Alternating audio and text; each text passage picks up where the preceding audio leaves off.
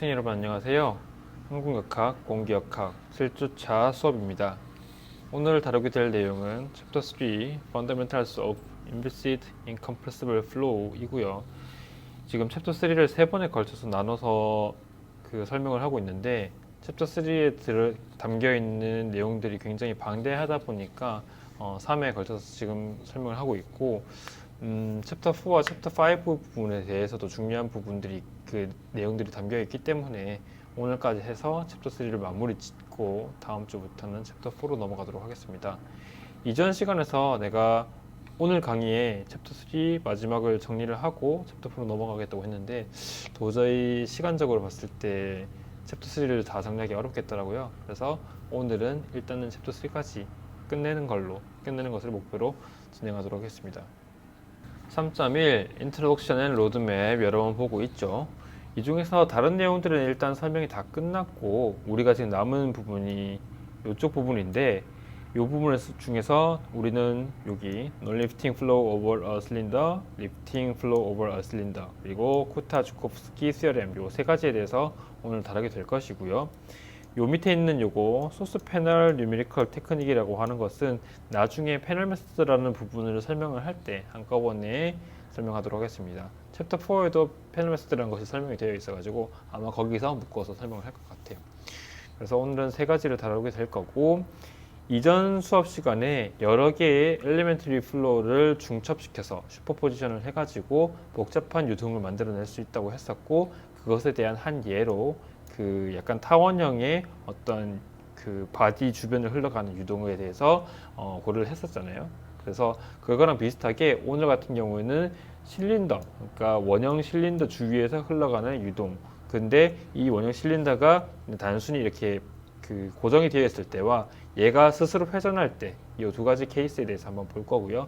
그리고 이 회전하는 실린더 주위에서 발생하는 유동에 대해서 리프트가 발생하게 되는데 나중에 다시 설명하겠지만 리프트가 발생하게 되는데 이러한 부분들에 대해서 조금 더 자세하게 쿠타-주코프스키 시어렘이라는 것을 가지고 와서 설명하도록 하겠습니다. 3.13 Non-Lifting Flow over a Circular Cylinder라는 부분이고요. 이전에 슈퍼포지션 했었던 것들은 유니폼 플로우 그리고 소스 플로우 그리고 싱크 플로우 이렇게 세 가지를 더해 가지고 타원형 주변에 흐르는 유동의 모습을 수학적으로 모델링을 했었죠. 그런 것과는 비슷하게 이 원형 실린더 주위에서 발생하는 리프트, 그러니까 상승하는 양력이 발생하지 않는 유동에 대해서는 유니폼 플로우와 더블렛을 중첩시킬 경우에 모델링을 할 수가 있게 됩니다. 이전에 우리가 유니폼 플로우 그리고 소스 싱크 더블렛 그리고 볼텍스 플로우 요 총 5가지 싱크까지 포함해서 총 5가지의 엘리멘터리 플로우를 다뤘었죠. 그리고 그때의 각각의 속도 벨로시티 포텐셜이랑 스트림 펑션을 이런 식으로 정의를 했었을 거예요. 그래서 그 내용을 그대로 가지고 오되 지금 우리가 보고 있는 요 내용에 있어서는 유니폼 플로우랑 더블렛을 중첩시켰기 때문에 유니폼 플로우에 대한 스트림 펑션 그리고 더블렛에 대한 스트림 펑션 두 개를 더해 가지고 슈퍼포지션 해 가지고 이러한 서큘러 실린더 주위에서 흘러가는 유동에 대한 스트림 펑션을 이렇게 만든 겁니다. 이 두 개를 그냥 단순히 중첩을 시켰죠. 이렇게 생겼고요.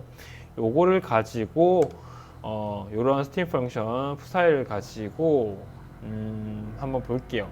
일단 요 소식을 그대로 여기에 설명을 기술을 해 놓은 것이고 여기서 이렇게 내려간 거는 지금 여기 R, 그러니까 요 앞에 있는 요 값으로 한번 묶은 거예요. 묶어가지고 정리를 하면은 이런 식으로 정리가 될 것이고요.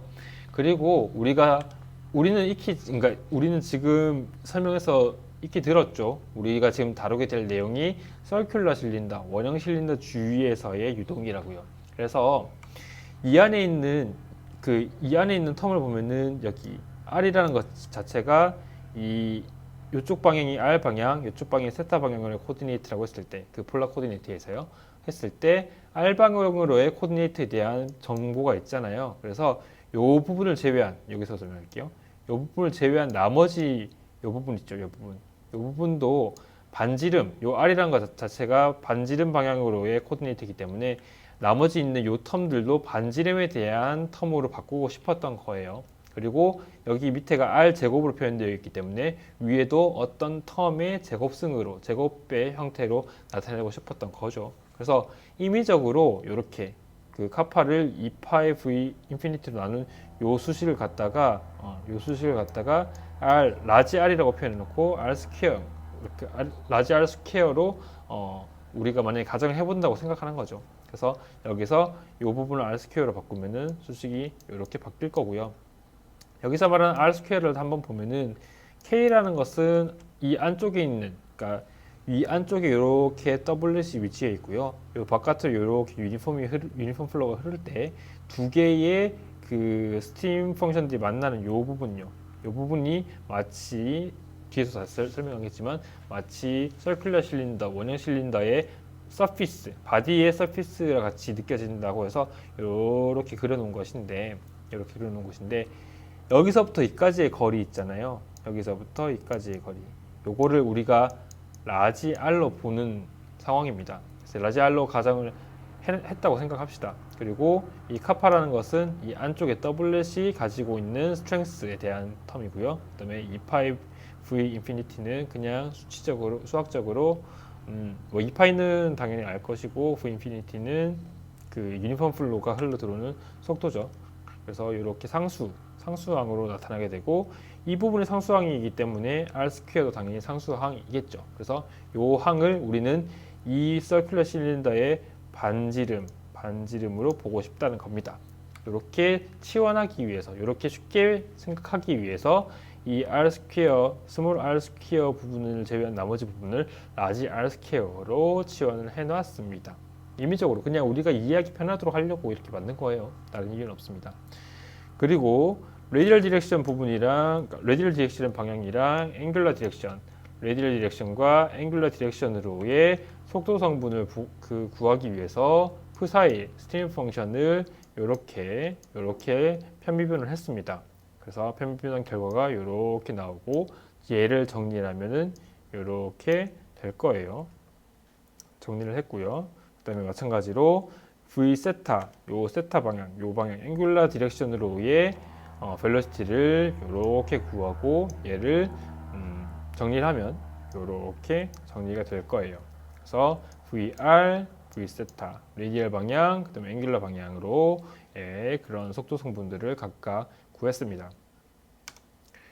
그리고 이 두 개의 속도 성분이 만약에 제로가 된다. 그러니까 두 개의 속도 성분 모두가 요거는, 그리고 요거는 앞에 있는 요 수식과 요 수식을 그대로 따온 건데, 만약에 이 두 값이 우리는 2차원에서 보기 때문에 어찌됐건 2차원 폴라 코디네이트에서 보기 때문에 어찌됐건 다루게 되는 벨로시티는 VR, V 세타 두 개밖에 없는데, 그 두 개가 만약에 0이 되는 지점이 있다고 하면 그 부분은 스태그네이션 포인트, 속도가 0인 지점이 되겠죠. 그래서 우리가 과연 유동이 이렇게 흘러갈 때 그 스태그네이션 포인트, 그 속도가 0인 지점이 어디에 있겠느냐라는 것을 두 개의 속도, VR과 이게 V 세타예요. V 세타고, VR과 V 세타가 모두 0인 지점을 찾으면, 그 지점 찾으면 거기가 스태그네이션 포인트가 되겠죠. 그래서 수식 요 부분과 요 부분을 그대로 들어본 다음에 두 개 모두 0으로 이렇게 이퀘이션을 만들어 놓은 겁니다. 그러면 왼쪽에서의 언노운도 스몰 r과 세타고요. 오른쪽에서의 언노운도 스몰 r과 세타야. 그래서 두 개의 언노운, 그리고 두 개의 수식이기 때문에 이 두 개의 수식을 연립했을 경우에 나오는 솔루션이 있겠죠. 나오는 R 세타의 어떤 조합이 있겠죠. 근데 요 케이스의 경우에는 두 가지가 있습니다. 요것과 요것인데요. 첫 번째 요게 어디냐면 이 지점이에요. 이 지점. 보면은 여기서부터 여기까지가 R, 거리가 R이고, 그 다음에 세타가 0니까 여기서부터 요렇게 가는 방향이 세타 방향이라고 했을 때, 세타 디렉션이라고 했을 때, 앵글러 디렉션이라고 했을 때 세타 값이 0이기 때문에 딱 요 지점이 됩니다. A 포인트. 요 지점이 되고요. 그 다음에 얘 같은 경우는 R 반지름이 R이기 때문에 그대로 요만큼 R만큼 똑같은 거리만큼 이렇게 배치가 되는데 대신에 세타 값이 0이 아니라 파이 여기서부터 파이 180도 이렇게 얘네요. 이렇게 돌아가지고 여기에 위치하는 요 지점에서 또한 스태그네이션 포인트가 된다는 거죠. 그래서 두 개의 요 케이스에 대해서는 두 개의 스태그네이션 포인트를 가지게 된다. 어디냐? 유니폼 플로우가 이렇게 들어오고 서큘러 실린더가 이렇게 생겼을 때 서큘러 실린더의 여기 꼭지점 마치 우리가 나카 001 레이아웃 포일의 리딩 엣지에서 스태그네이션 포인트가 발생하는 것처럼 서큘러 실린더의 요 제일 앞부분에서 스태그네이션 포인트가 발생을 하더라. 그리고 나중에 다시 설명을 하겠지만 요거는 지금 우리가 다루고 있는 것은 포텐셜 플로우 그러니까 인비시드고 인컴프레시블이고 일로테이셔널 플로우에 대해서 고려를 하고 있는 거잖아요. 그러다 보니까 실제로는 발생을 하지 않지만 이러한 유동 자체도 그러니까 이 서큘러 실린더 주위를 흘러가는 요런 유동 지금 여기 그려진 요런 유동도 굉장히 뭐랄까 되게 쉬운 유동이라고 생각하면 돼요. 그러니까 인비시드 플로우가 비스커스 플로우보다는 훨씬 간단하고 모델링하기 쉽고요. 인컴프레서블 플로우가 컴프레서블 플로우보다는 훨씬 모델링하기 쉽거든요. 그래서 포텐셜 플로우, 인비시드, 인컴프레서블 플로우에 대해서 다루게 되다 보니까 이 주위의 유동 이런 것들이 굉장히 복잡하지 않고 단순한 형태가 되고 그것을 수학적으로 모델링할 수가 있게 된 거예요. 그러다 보니까 실제로 뭐 뒤에서 다시 설명하겠지만 실제로는 여기서 막 이렇게 막 그 유동이 이렇게 세퍼레이션이라고 하는 유동 방리가 이렇게 발생을 해요. 근데 이 그 케이스에 대해서는 워낙 그 뭐랄까 상대적으로 워낙이라고 하지 맙시다. 상대적으로 쉬운 유동이다 보니까 요 뒤에서도 이 플로어가 유니폼 플로어가 이렇게 실린더 표면을 타고 올라갔다가 내려가더라도 이 뒤에서 세퍼레이션 유동 방리 현상이 발생하지 않고 그대로 흘러나가게 되는 그런 유동 그 현상을 만들어내게 됩니다. 실제로 이렇게 만들어지는 경우는 잘 없어요. 그런데 이제 우리가 그 복잡한 지금 우리가 다루고 있는 것보다 더 복잡한 유동 현상들이 있지만 그거는 우리의 지금 현재 스코프를 벗어난 상태고 그거 외에 우리가 좀 더 다루기 쉬운 이런 포텐셜 플로우 굉장히 상대적으로 간단한 유동에 대해서 다루고 있기 때문에 뒤에 이렇게 세퍼레이션이 발생하지 않는 이런 이상적인 플로우를 고려하고 있다 정도로 이해하면 될 것 같아요. 그리고 사실 포텐셜 플로우라는 것이 우리는 아이디얼 플로우라고 부르기도 하는데 그 이유가 뭐냐면은 굉장히 간단한 유동이라서 그래요. 참고를 하고요. 그래서 요 안에는 WC 갇혀져 있고 그 다음에 요 바깥에 이렇게 유니폼 플로우가 이렇게 흘러가서 유선이 이렇게 쭉 만들어질 때 요 전반적인 유동의 모습을 우리는 실린더 주위의 유동 그래서 플로우 오버 더 실린더라고 하고요. 뒤에서 다시 설명하겠지만 이 실린더의 위아래에서 만들어지는 그 압력이 똑같기 때문에 결론적으로 그 리프트가 발생하지 않아요. 이 상황에서 유니폼 플로우가 그러니까 프리스틴 플로우가 이렇게 흘러 들어올 때 우리가 리프트의 방향은 이렇게 보통 잡죠. 요 위쪽으로 그러니까 그 플로우의 수직 방향으로. 근데 수직 방향으로 요 부분과요. 요 부분이 만들어내는 그 압력의 힘과 아랫방향 이 부분에서 만들어내는 압력의 힘이 완전하게 동일하기 때문에 리프트가 발생하지 않게 됩니다. 그래서 논 리프팅 플로우라고 부르게 되는 것이고요. 어찌됐건 이런 특징이 있고 이 안에 WC 위치해 있고 바깥에 유니폼 플로우가 흐르게 되더라. 그래서 인사이드 안에는 더블렛, 아웃사이드에서는 유니폼 플로우가 흐르게 되고 그리고 이 서큘러 실린더에 마치 그 바디 서피스처럼 느껴지는 요 부분까지의 거리는 R로 표현이 되더라. 근데 R 제곱을 우리가 임의적으로 이런 식으로 치환을 해놨으니까 R은 여기다가 루트를 씌우면 이렇게 되겠죠. 이렇게 되겠죠. 그래서 우리가 두 개 더블렛과 유니폼 플로우를 중첩시켜서 마치 바디가 있는 그런 물리적인 어떤 표면을 가지고 있는 서큘러 실린더 주위의 유동을 모델링 할 수가 있더라 라는 내용이 됩니다. 자, 계속 설명을 해서요. 아까 얘기했던 것처럼 지금 우리가 다루고 있는 유동은 굉장히 간단한 유동이다. 그래서 뒤에서 웨이크가 이렇게 웨이크 후류가 발생하지 않고 세퍼레이션이 발생하지 않는다. 이런 설명을 했었는데, 그럼으로 인해서 지금 특이하게 그러니까 유동 형성이 되게 특이한 게 뭐냐면은, 만약에 이렇게 들어오는 유동의 스트림 라인을 기준으로 이렇게 파란색 라인을 기준으로 이렇게 잘랐을 때 위아래가 완전하게 시메트리한 현상이 생깁니다. 그러니까 위아래가 완전하게 동일해서 이 선을 기준으로 이렇게 딱 반으로 딱 접으면은 완전하게 겹쳐지는 그런 현상이 생기거든요. 그래서 내가 아까 설명했던 것처럼 위아래 압력차가 완전히 동일하고, 그래서 리프트가 발생하지 않는 것인데, 그래서 요 파란색 선을 기준으로 위아래로 완전하게 동일하기 때문에 리프트가 발생하지 않고요. 그리고 지금 눈으로 보기에 요 빨간색 점선을 기준으로 이렇게 딱 접어도, 여기서 이렇게 딱 접어도 완벽하게 동일한 유동이 나올 것 같지 않나요? 그러니까 이게 뭐냐면은 실제로 발생하지는 않는 유동인데, 실제로는 이게 불가능한 유동인데요. 그러니까 리프트가 발생하지 않는 유동은 가능한, 피지컬하게, 그러니까 물리적으로 가능한 상황인데, 드래그가 0인 경우는 사실은 실제 현상에서 발생하지 않아요. 근데 우리가 워낙 이론적인 아이디어 플로우, 굉장히 쉬운 유동에 대해서 고려를 하다 보니까 앞과 뒤, 그러니까 아까는 윗면과 아랫면의 압력이 동일하기 때문에, 압력에 의한 힘이 동일하기 때문에 리프트가 0이라고 했는데, 지금 같은 경우에는 여기 앞면요, 이렇게 요만큼 앞면과 뒤에 있는 요 뒷면에서 작용하는 그 압력에 의한 힘이 완벽하게 동일해서 리프트도 0이지만 드래그도 0인 상황이 발생하게 됩니다.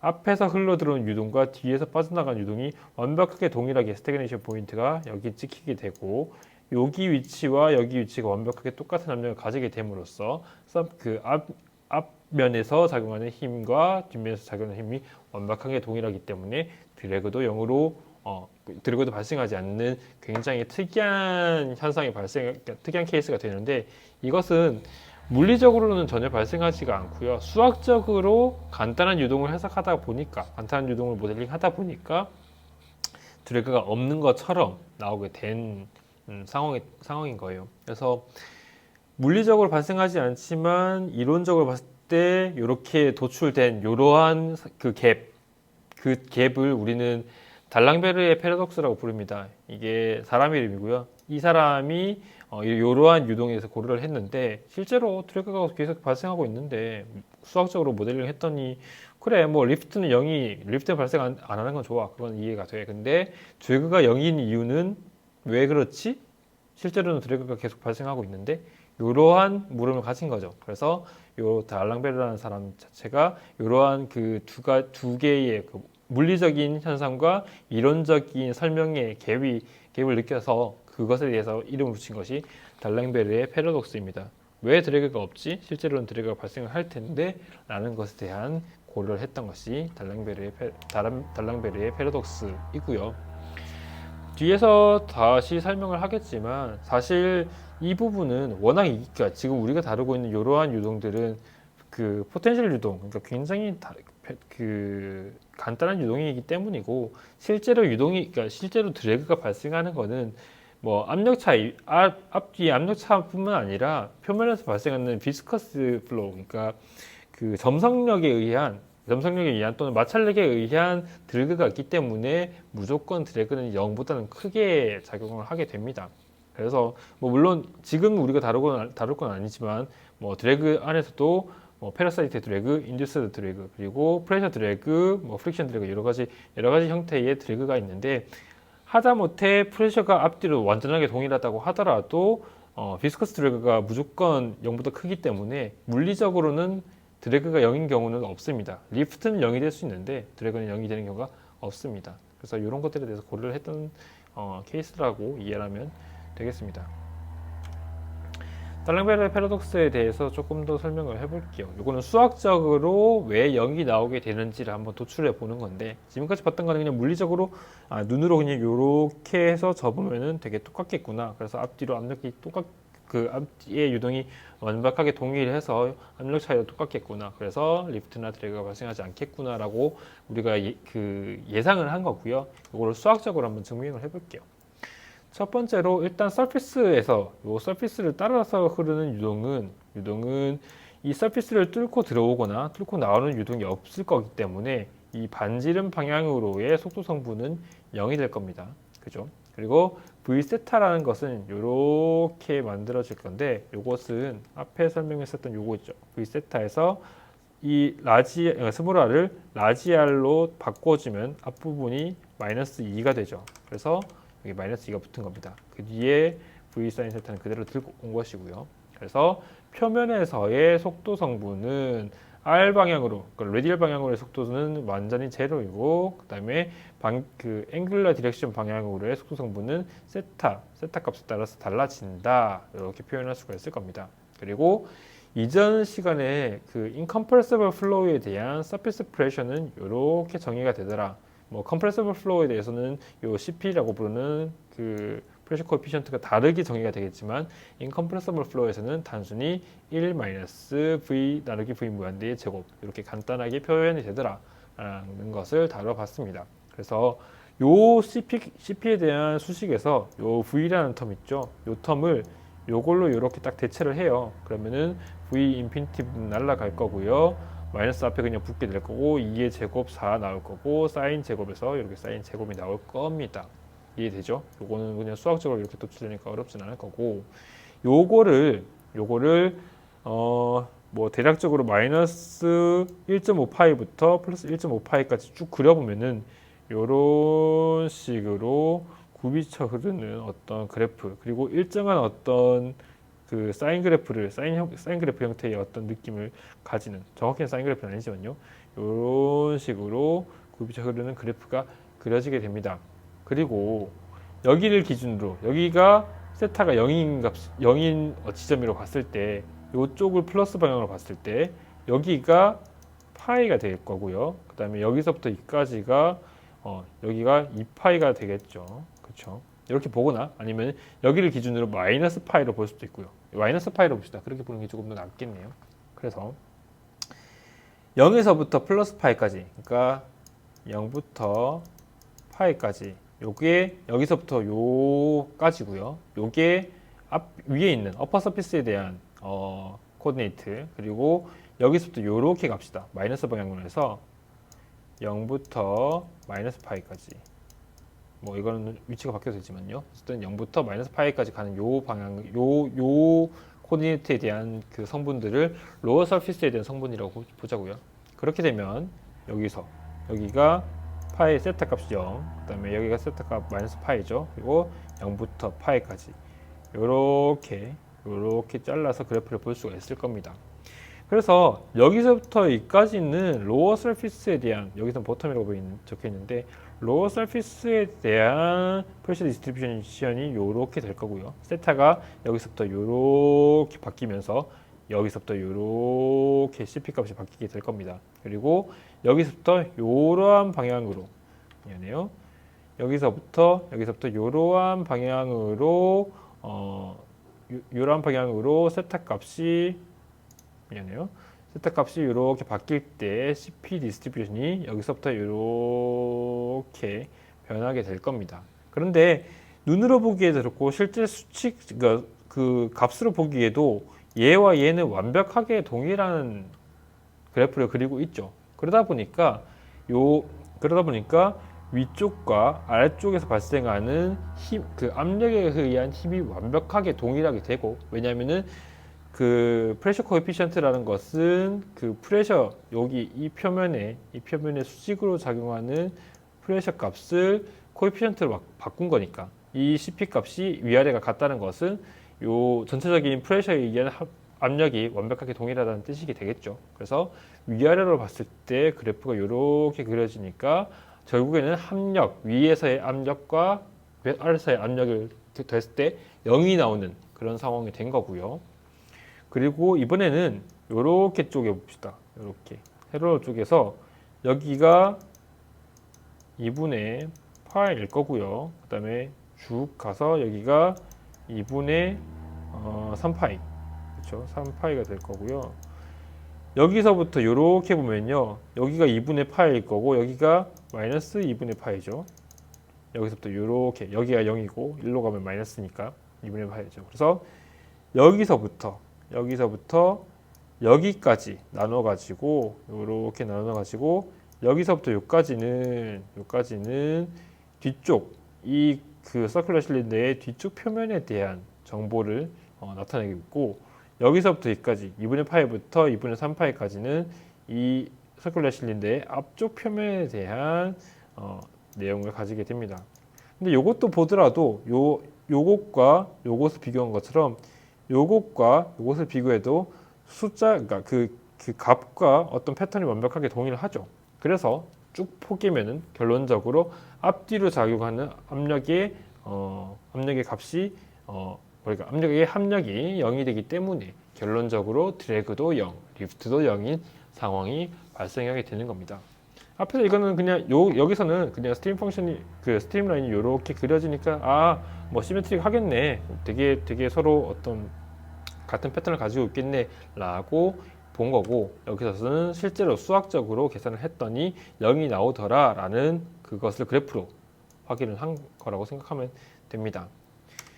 여기서부터는 요 페이지는 방금까지 설명했었던 요 그래프 있죠. 이 그래프 내용을 실제로 그냥 CP 값을 여기서부터 쭉 인테그레이션해서 나오는 것이 0이다. 그리고 여기서 얘기는 n이라는 것은 노멀 폴스라서 이쪽 방향요. 이 프리스트림 방향의 노멀 방향, 이쪽이 n, 그리고 얘와 평행한 이쪽을 엑시얼 방향이라고 해서 엑시얼 방향으로의 폴스에 대한 코에피션트, 노멀 방향으로의 폴스에 대한 코에피션트를 이렇게 정의를 해놓고 이렇게 정의를 해놓고 실제로 인테그레이션을 수행을 했더니 0이 나오더라라는 것을 보여주는 겁니다. 어쨌든 요거 있죠, 요 두 항 자체가 0이 되기 때문에요. 요것도 인테그레이션 해도 결국엔 0이 됩니다.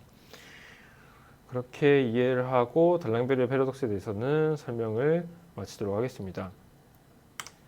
다음으로 3.15 리프팅 플로우 오버 어 실린더라고 하는 건데, 앞에서는 논 리프팅이었죠. 근데 지금은 리프팅입니다.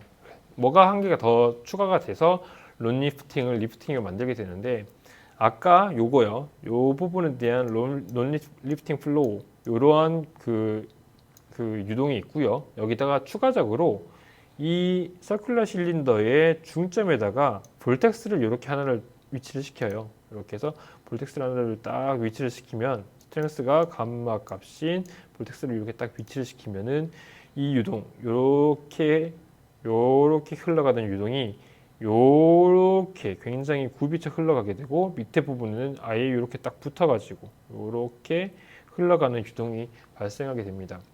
단순히 볼텍스 요 서큘러 실린더의 중심에다가 볼텍스를 하나 놓았을 뿐인데, 전체적인 유동 형상이 그냥 스무스하게 그리고 시메트릭하게 흘러가던 유동이 이렇게 어시메트릭이라고 하죠. 시메트릭하지 않은 그런 유동으로 이렇게 바뀌게 되는 거예요. 그래서 이러한 위아래의 어떤 압력차의 어떤 합력이 0이 아니게 됨으로써 리프트가 발생을 하고, 그래서 이러한 유동을 리프팅 플로우라고 합니다. 실린더 주위에서 발생하는 리프팅 플로우라고 해서 리프팅 플로우 오버 더 실린더라고 영어로 표현을 하게 됩니다. 요거는요, 일단 요 논리프팅 플로우 자체가 유니폼 플로우랑 더블렛을 중첩시켰던 거였고, 그 다음에 거기서 추가적으로 서큘러 실린더의 중심에다가 볼텍스 플로우를 집어넣기 때문에 이 세 가지를 중첩시켰을 때 최종적으로 실린더 주위에서의 리프팅 플로우가 될 것이고요. 그렇죠? 그리고 논리프팅 플로우에 대해서, 실린더 주위에서의 논리프팅 플로우에 대한 스팀 펑션을 아까 이런 식으로 정의를 했었고, 그리고 하나의 볼텍스에 대한, 이거를 그냥 우리 포인트 볼텍스, 그러니까 점 하나 찍어놓고 얘를 포인트 볼텍스라고 부르는데, 이 포인트 볼텍스에 대한 스팀 펑션은 이전 시간에서 엘리멘터리 플로우, 볼텍스에 대한 엘리멘터리 플로우를 다룰 때 스팀 펑션이 이렇게 생겼다는 것을 설명을 했었습니다. 그리고 이 컨스턴트 값은 어떠한 값이 돼도 상관이 없다라고 설명을 했었고요. 근데 지금 우리의 수업에서는 조금 수식을 간단하게 하기 위해서 지금 여기 푸사이 1에서도 그 라지알과 스몰알에 대한 텀이 있는 것처럼 여기 푸사이 2에서도 그러한 그 텀을 만들어 주기 위해서 임의적으로 컨스턴트 값, 요 값을 이렇게 한번 줘봤어요. 그러면은 요게 여기 대입이 되고 그 다음에 자연로그의 뭐 스몰 r 마이너스 자연로그의 라지 r이 되기 때문에 얘가 라지 r이 밑으로 들어와서 수식이 이렇게 정리가 될 겁니다. 그쵸? 그리고 요것과 요거 두 개를 중첩을 시켜 보자고요. 중첩을 시켰더니 수학적으로 푸사에 있는 스트림 펑션은 이런 식으로 정의가 되더라는 겁니다. 그래서 요거를 가지고 우리가 요 수식을 알고 있으니까 세타 값과 스몰 r, 그러니까 레디얼 방향으로의 코디네이트와 앵귤러 방향으로의 코디네이트를 알면은 전체적인 스트림 펑션을, 스트림 라인을 그릴 수가 있더라. 이렇게 정확히 말해 스트림 라인 그린다보다는 스트림 펑션의 값을 구할 수가 있더라. 이렇게 정리가 되는 거죠. 지금까지 슈퍼포지션을 계속 해왔잖아요. 유니폼 플로우에다가 더블렛을 더해가지고 논리프팅 플로우를 만들어냈고 거기서 풀텍스를 한 개 더해가지고 리프팅 플로우를 지금 만들고 있는 것이고 이렇게 하나씩 더하면은 간단한 엘리멘터리 플로우를 가지고 점점 복잡한 형상 주위의 유동을 그 수학적으로 모델링 할 수가 있게 되는 겁니다. 그래서 최종적으로 세 가지 유니폼 플로우, 더블렛, 볼텍스 세 가지의 엘리멘터리 플로우를 더해가지고 이런 식의 스팀 펑션을 우리는 구성을 했습니다. 벨로시티는요, 요 스트림 펑션을 R 방향과 세타 방향에 대해서 편미분해서 나타낼 수 있죠. 요거는 수학적으로 이렇게 도출이 될 거고요. 그 다음에 앞에서 설명했던 거랑 비슷하게 스태그네이션 포인트, 레디얼 방향으로의 벨로시티와 요것도 인피니티가 아니라 세타죠. 그래서 레디얼 방향과 세타 방향으로의 벨로시티가 각각 0인 상태를 만들기 위해서 0인 상태를 만들기 위해서 이 수식이 0이다. 그리고 이 수식이 0이다를 이런 식으로 전개를 해놓고 변수가 둘 다 세타와 r 두 개의 변수, 두 개의 언론을 가지고 있고 그 수식이 두 가지이기 때문에 요렇게 r과 세타를 구할 수가 있을 겁니다. 그런데 아까 요 심플하게 그 논리프팅 같은 경우에는 이 두 개의 수식을 연립을 했더니 이 스태그네이션 포인트가 딱 여기와 여기로 찍히게 됐었는데 지금 리프팅 플로우에 대해서는 신전도 주위에서의 리프팅 플로우에 대해서는 그 스태그네이션을 도출을 해봤더니 스태그네이션 포인트에 그 코디네이트를 도출해봤더니 R 값은 되게 뭔가 복잡하게 이렇게 생겼고요. 세타 값도 이렇게 아크 사인이라는 어떤 수식이 들어오고 어떠한 특정한 값으로 정해진 것이 아니라 변수, 특히나 이 감마 값에 대한 변수로 지금 만들어지게 된 겁니다. 예를 들면 4파이 v 인피니티 r 같은 경우에는 우리가 딱 정해 놨죠. 그런데 요거 감마 값은 일단은 우리가 변수로 두고 봤을 때 요 세타라는 것은 감마에 대한 변수가 되고요. 감마를 변수로 가지고 있게 되고요. 마찬가지로 코디네이트 r에 대해서도 감마 그 외에는 다 상수니까요. 감마에 대한 변수가 되게 됐습니다. 요걸 한번 고려를 해볼게요. 그래서 지금 그러니까 요 수식이 지금 뭘 뜻하냐고 하면 감마 값에 따라서 스태그네이션 포인트의 위치가 달라진다는 것이거든요. 그래서 책에서는 세 가지의 케이스를 한번 들어봤어요. 지금 4파의 v 인피니티 r 여기요. 요 4파의 v 인피니티 r 요걸 기준으로 감마 값이 얘보다 작을 건지 아니면 얘랑 같을 건지 얘보다 클 건지 작을 건지 같을 건지 클 건지를 한번 비교를 해본 거예요. 왜냐하면은 뭐 R은 그렇다 치고 R은 되게 복잡하니까 그렇다 치고 세타라는 코디네이트에 대해서 딱 요 위에 항과 요 위에 있는 변수 항과 이 밑에 있는 상수항 요게 대치가 되잖아요. 그래서 감마 값이 얘보다 크냐 작으냐 같으냐로 나눠서 이렇게 비교를 해본 겁니다. 만약에 감마 값이요 작다, 감마 값이 요 4파이 v 인피니티 r의 값보다 작다 그랬을 때는 스태그네이션 포인트가 여기 이렇게 찍히게 됩니다. 그냥 눈으로 보기에 요 선을 기준으로 앞뒤로 똑같은 유동 스트림라인이 그려지기 때문에 뭐 드래그 자체는 발생하지 않는다고 치고요. 드래그 자체는 요쪽과 요쪽에 대한 그 압력에 의한 힘의 합이 0이 된다고 치고요. 지금 그게 중요한 게 아니니까요. 근데 요 선을 기준으로 어퍼 서피스와 로어 서피스를 봤을 때 그 유동 현상 자체가 시메트릭하지 않죠. 동일하지 않죠.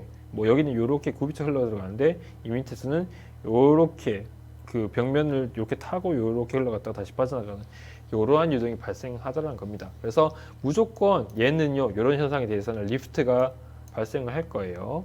참고를 하고. 근데 감마 값이 만약에 이 값보다 작을 경우에는 스태그네이션 포인트가 여기 그 서큘러 실린더의 표면인 여기와 여기에 위치하게 되고, 그 다음에 만약에 감마 값이 요 상수값이랑 같다. 그러면은 위아래 쭉쭉 나눠져서 1이 될 거고요. 그쵸? 1이 될 거고, 그러면 세타값, 아크 사인이 1이 되기 위한 세타값은 여기를 기준으로 이쪽 방향, 그러니까 요쪽 방향으로 그 90도만큼 이렇게 딱 들어왔을 때 마이너스 1이 될 거기 때문에 여기 위치에서 스태그네이션 포인트가 위치할 겁니다. 얘 같은 경우는 스태그네이션 포인트가 이렇게 두 개가 위치했었는데 요 두 개의 수식에 대해서 솔루션이 두 가지가 있었는데 감마 값이 이 값과 이 상수값과 같아지게 됨으로써 두 스태그네이션 포인트가 뭐 쉽게 말하면 만난 거예요. 이렇게 내려오고 이렇게 내려가지고 여기서 딱 만난 거예요. 그래서 스태그네이션 포인트가 한 개만 존재하게 되고 얘를 기준으로 이렇게 굽이쳐 흐르는 이동이 발생하게 됩니다. 마지막으로 감마 값이 요 상수값보다 클 경우에는 되게 특이한 케이스가 되는데 요 경우에는 스태그네이션 포인트가 여기와 여기에 위치를 하게 됩니다. 수학적으로. 그런데 우리는 서큘러 실린더가 이렇게 생겼을 때 요 서큘러 실린더 주위에서 흐르는 유동에 관심이 있지 안쪽에 있는 유동은 관심이 없어요. 그냥 요 안에는 볼텍스가 하나가 위치가 되어 있을 거고 하나의 WC 위치가 되어 있을 거고 그거밖에 없고 이 안의 내용, 이 안에서 유동이 어떻게 흘러가는지는 우리는 관심이 없거든요. 그래서 요 안에 있는 5번에 해당하는 요 스태그네이션 포인트는 전혀 의미가 없어서 그냥 무시를 하고 다른 스태그네이션 포인트, 요 스태그네이션 포인트를 하나로 보자고요. 이걸 딱 봤는데 문제는요, 요 스태그네이션 포인트가 서큘러 실린더의 표면에 있지 않고 플로 필드 내에 이렇게 딱 찍히게 됐어요. 이해가죠? 이렇게 찍히게 됐어요. 그래서 되게 특이한 케이스가 된 겁니다. 얘랑 얘는 뭐 개수가 두 개든 한 개든 상관없는데 스태그네이션 포인트가 이런 서큘러 실린더의 표면에 있었는데 얘 같은 경우에는 표면에 있는 것이 아니라 이렇게 그냥 플로우 필드 내에서 어떤 위치에 이렇게 스태그네이션 포인트가 정의가 된 겁니다. 그래서 되게 특이한 어떤 상황이 된 거고 이렇게 볼 수도 있어요. 감마 값이 여기가 제일 작고 그 다음에 크고 제일 크잖아요. 그것에 따라서 감마 값이 계속 증가함에 따라서 스태그네이션 포인트가 표면에 이렇게 멀리 떨어져 있다가 점점 이렇게 다가오게 되고 점점 이 방향으로 다가오게 되고 그 값이 감마 값이 어떤 상수 값이랑 같아졌을 때 딱 스태그네이션 포인트가 양쪽에서 만나가지고 하나로 합쳐지게 되고요. 여기서 더 커질 경우에는 이 스태그네이션 포인트가 아래쪽으로 내려와서 여기에 위치하게 된다. 이렇게 이해도 됩니다. 알겠죠? 이러다 보니까 감마값 자체에 대해서 어떠한 감마값이든 어쨌든 그 솔루션이 있어요. 그러니까 스태그네이션 포인트는 찾을 수가 있어요. 그게 서피스 위에 있는지 아니면 서피스 밖에 있는지 아니면 서피스 안에 있는지 이런 것들에 대한 차이가 있을 뿐이지 어쨌든 솔루션은 항상 가지고 있어요. 그러다 보니까 무한계의 솔루션이 있는 겁니다. 왜냐하면 감마 값은 임의적으로 우리가 계속 변할 수가 있기 때문에 만약에 0.1, 0.2, 0.3 이런 식으로 계속 변한다고 하면 0.1에 해당하는 솔루션이 있을 거고 0.2에 해당하는 솔루션이 있을 겁니다. 그럼으로써 무한계의 솔루션을 가지게 되는 거죠. 왜냐하면 감마의 값이 정해지지 않았으니까. 이러한 이러한 리프팅 플로우, 그러니까 실린더 주위에서의 리프팅 플로우에 대해서는 감마 값이 굉장히 어떤 큰 파라미터로 작용한다. 이렇게 이해를 하고 이 파라미터의 값이 뭐냐에 따라서 스태그네이션 포인트의 개수 위치가 달라지게 되더라라는 것을 확인할 수가 있습니다. 그리고 추가적으로 여기가 맥시멈 여기가 스태그네이션 포인트잖아요. 그리고 베르누 이퀘이션을 통해서 봤을 때 스태그네이션 포인트는 압력이 가장 높고 속도가 0인 지점이죠. 그러다 보니까 여기가 가장 압력이 높은 지역이 될 거고, 여기를 기준으로 다른 지역은 여기보다 더 낮은 압력을 가지게 될 겁니다. 그런데 뭐 얘도 마찬가지고 얘도 마찬가지고 얘도 마찬가지지만 어쨌든 이 스태그네이션 포인트가 아래쪽에 위치해 있기 때문에 이 위쪽으로는 무조건 스태그네이션 포인트보다는 높은 압력이 발생을 할 거고요. 그러니까 여기서는 이 영역에서는 스태그네이션 포인트보다는 훨씬 낮은 압력이, 스태그네이션 포인트에 비해서 훨씬 낮은 압력이 여기에 발생하게 될 거고, 여기가 여기보다 압력이 크기 때문에 여기서 이렇게 그 유체의 유동을 밀어내겠죠. 그래서 이 서큘러 실린더가 리프트를 밟게 되는 상황이 됩니다. 뭐 물론 당연히 이렇게 쪼개가지고 위의 압력과 아래 압력을 계산했을 때 그 이쪽 방향으로 힘이 작용한다는 수식이 나오기도 하겠지만, 그냥 이 스태그네이션 포인트를 가지고 설명을 해보자면 여기가 가장 압력이 높은 부분이고 점점 갈수록 압력이 낮아질 거기 때문에 이쪽 부분은 여기에 의해서 이렇게 위쪽으로 밀려나게 된다라고 이해도 될 것 같네요. 자, 그리고 앞에서 했던 것처럼 서피스 프레셔에 대해서 한번 고민을 해봅시다. 서피스 프레셔 같은 경우에는, 그러니까 서피스에 작용하는 프레셔 같은 경우는 벨로시티를 가지고, 그리고 CP 그 프레셔 코피션트의 수식을 가지고 도출을 할 수가 있었기 때문에 첫 번째로 서큘러 실린더의 벨로시티를 한번 고려를 해봅시다. 당연히 레디얼 방향으로의 벨로시티는 0이 될 거고, V 세타 앞에 있었던 요거요. 요거 그대로 들고 와서 뭐가 들고 왔고, 대신에 여기 스몰r에다가 라지아를 붙여가지고 마이너스 2v 인피니티 사인 세타 이렇게 텀을 만들어 준 겁니다. 뒤에 거는 그대로 들고 왔고 여기다 r만 붙여준 거고요. 이렇게, 그래서 이렇게 들고 왔고요. 그 다음에 incompressible flow에서의 surface pressure의 수식이 이렇게 되고, 여기에 v에다가 얘를 이렇게 집어넣으면, 이 수식을 이렇게 집어넣으면 이런 식으로 정리가 될 겁니다. 그리고 요 항들을 조금 더 나눠 가지고 요렇게 세 가지의 항으로 지금 쪼개 놓은 상태죠. 왜냐면은 여기에 제곱이 있으니까요. 요거 제곱을 가지고 제곱을 풀어 가지고 제곱 붙이고 여기다 제곱 붙이고, 그리고 플러스 2 요거 곱한 수식으로 이렇게 정리를 해 놨습니다.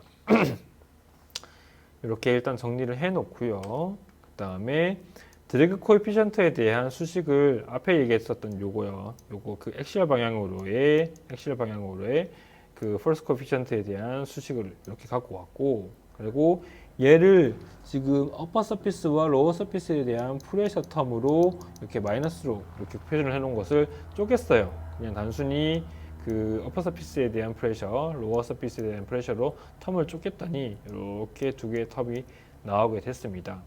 그런데 그리고 난 다음에 우리는 지금 계속 R과 세타, 그러니까 폴라 코디네이트를 가지고 놀았기 때문에 요거 Y랑 DY라는 항을 그 코디네이트 트랜스폼을 통해 가지고 카르테시안에서 렉탱귤러 코디네이트에서 폴라 코디네이트로 바꾸고 싶었던 거예요. 그래서 만약에 여기 지점이 x, y라는 어떤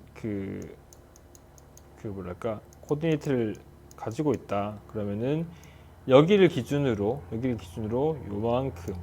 요만큼이 y가 될 거고요. 이 y를 r과 세타로 표현을 하면 요렇게 될 겁니다.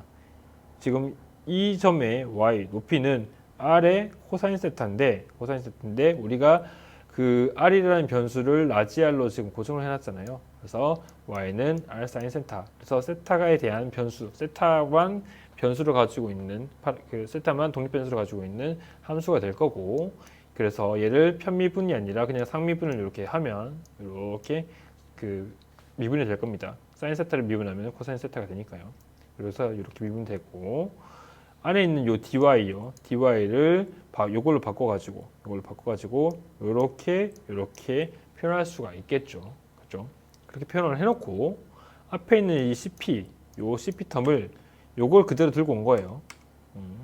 요 텀을 그대로 들고 와가지고 CD 텀 요 CP 여기 요 위치에다가 그대로 넣어 놓은 거예요. 요렇게 집어넣으면은 이렇게 집어넣어 봤습니다.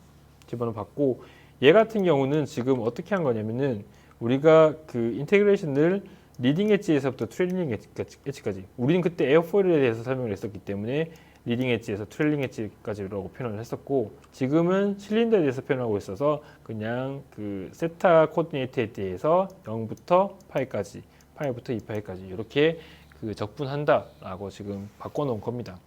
요거랑 요거랑 어쨌든 안에 있는 수식이 동일하기 때문에 이렇게 하나로 묶어가지고 0부터 2파이까지, 그러니까 0부터 쭉 해서 2파이까지의 서피스에서 발생하는 프레셔, 서피스 프레셔가 발생하고, 이 서피스 프레셔를 0부터 2파이까지 인테그레이션 해서 드래그 코에피션트를 도출하겠다는 겁니다.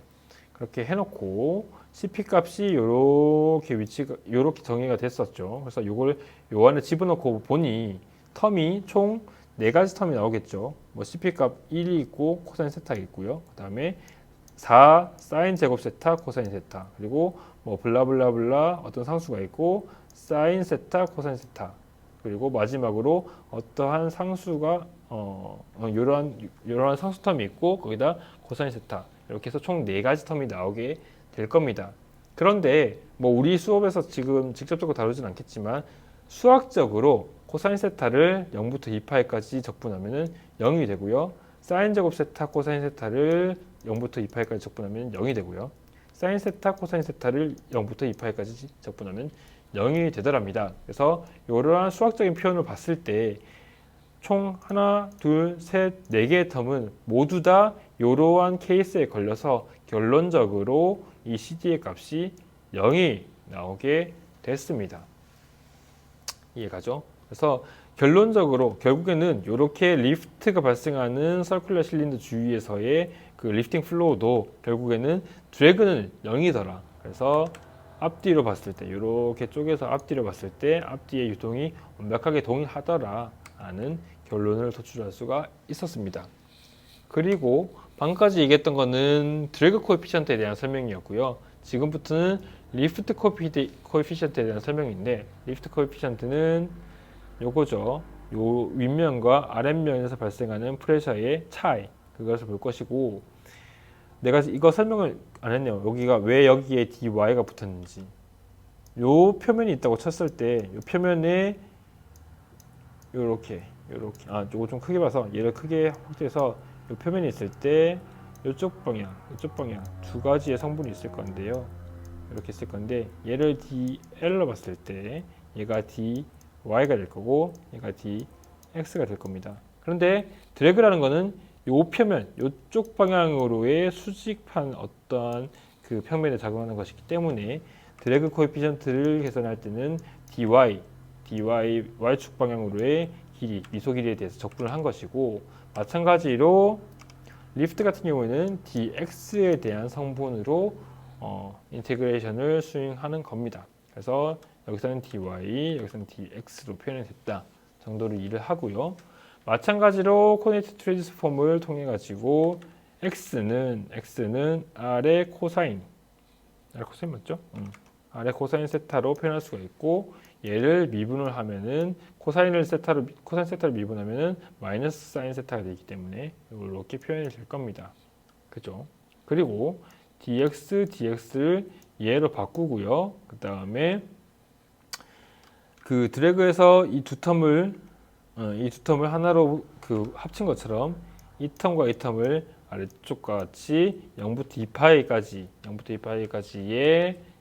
2파이까지의 요쪽 방향, 얘를 서피스의 에어리어로 보고 이쪽 방향으로의 그 힘을 그 압력항의 어떤 인테그레이션을 수행해 본 거예요.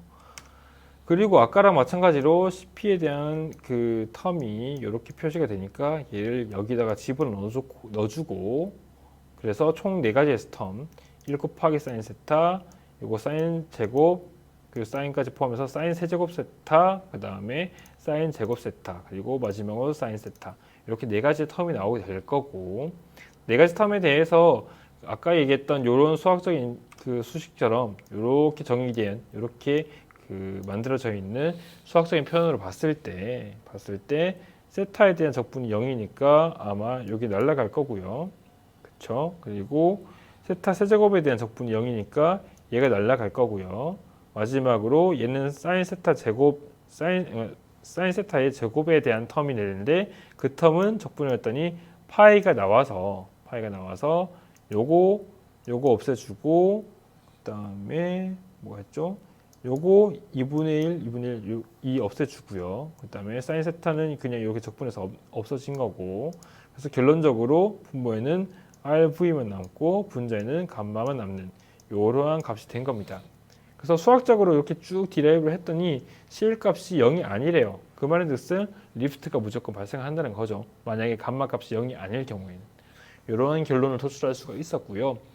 감마 값이 0이게 되면 요 감마 값이 0이 되면은 안에 있는 요 볼텍스가 0이 되어서 볼텍스가 아예 존재하지 않는다는 것이고, 그럴 때는 non-lifting flow over a 실린더 주위에서의 그 비양력 유동에 대한 조건으로 바뀌게 되겠죠.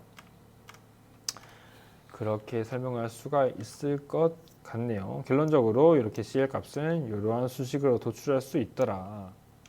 결론적으로 이렇게 표현을 했고, 그 다음에 우리가 여기서 2차원에 대해서 이러한 실린더를 2차원으로 보고요. 실제로는 이 실린더가 만약에 그 표면에 화면을 튀어나오는 방향으로 튀어나오는 방향을 G디렉션으로 잡았을 경우에 마치 그 뭐랄까요, 봉과 같은 그런 걸로 이해할 수가 있는데, 그 봉에서 그 3D로 보이는 그 봉에서 딱 중간에 섹션만 딱 잘라서 봤을 때는 이런 식으로 2차원으로 볼 수가 있잖아요.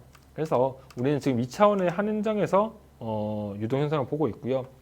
리프트라는 것을 3차원으로 보지 말고 2차원으로 보기 위해서 그 유니스팬, 그러니까 화면 바깥으로 튀어나오는 요만큼의 이만큼의 길이에 대한 유니스팬, 그러니까 그 길이를 1m로 봤을 때의 그 리프트는 이런 식으로 정의가 될 겁니다. 요거는 그냥 CL 있죠. CL에 대한 그 이퀘이션을 정리해서 이렇게 그 리프트를 나타낸 겁니다. CL은 뭐 2분의 1 로 V 제곱 S의 L 이런 수식이 있잖아요. 그 수식에서 L에 대해서 그 리프트에 대해서 정리를 하면 이렇게 표현이 되는 거고, 그리고 Q 인피니티 이 부분을 2분의 1 로 V 제곱을 바꾸면 이렇게 표현이 될 겁니다.